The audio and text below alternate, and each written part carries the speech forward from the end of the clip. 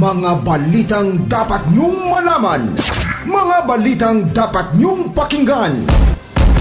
Here now is 105.9 Wild FM News Bites. Wild FM News Bites. Check the time, it is now 7:02 in the morning. And now for the news.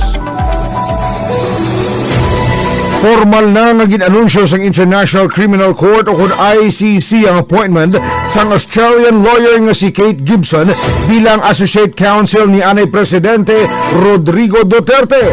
Sa isa ka dokumento nga ginpagwas ang ICC nga napitsahan May 18, 2026, ginpahayag nga ang registry nagpahibalo sa Trial Chamber 3 sa pag-appoint kay Gibson bilang Associate Counsel sa Anay Presidente. Suno sa pangabay sang iya nga lead counsel nga si Peter Haynes Casey.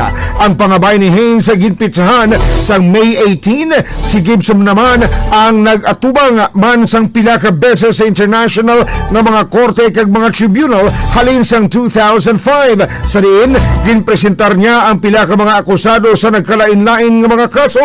Si Haynes nagtrabaho man upod sa iya sa kaso sang anay Vice Presidente sang Congo nga si Jean-Pierre Bemba nga ginhilway sang 2018. Si Gibson naman ang representar man sa leader sang milisya sang Congo nga si Bosco Ntaganda kag sa militante kag warlord sang Uganda nga si Joseph Kony. Subong man sa mga biktima sang Rohingya sang Inaway sang Bangladesh, Myanmar. Sang 2018, si Gibson ang gin-appoint man bilang legal consultant sa UN Independent International Fact-Finding Mission para sa Myanmar. Bot sa lingon mga kabyanan, ining gin-appoint mga kabyanan na si Gibson mga kabyanan bilang Associate Counsel.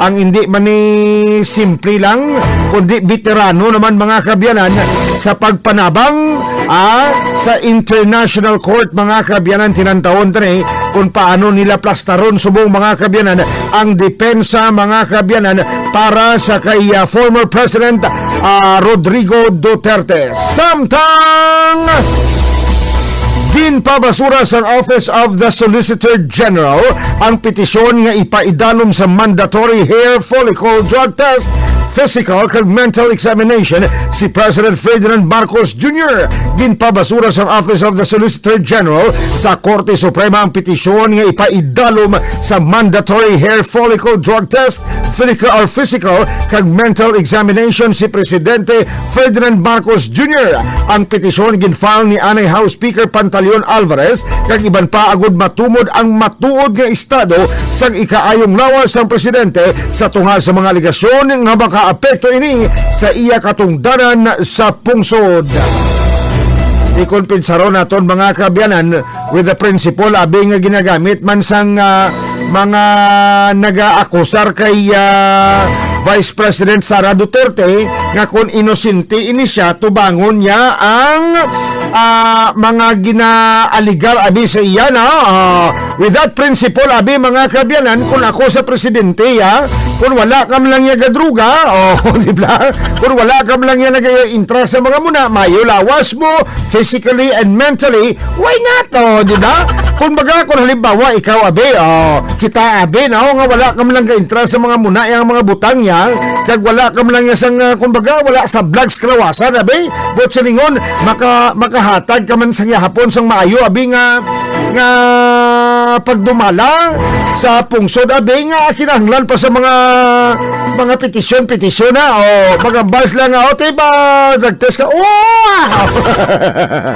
di ba ginbasura na mga kabyanan so white chansa mga kabyanan nga paidalo mga kabyanan ang presidente sa Pilipinas sa hair follicle test mga kabyanan, mental and physical examination mga kabyanan kay ginbasura ini mga kabyanan sang Solicitor General sa Korte Suprema ining petisyon mga kabyanan nga ipaidalom sa mandatory hair follicle drug test, physical kag mental examination ang presidente mga kabyanan.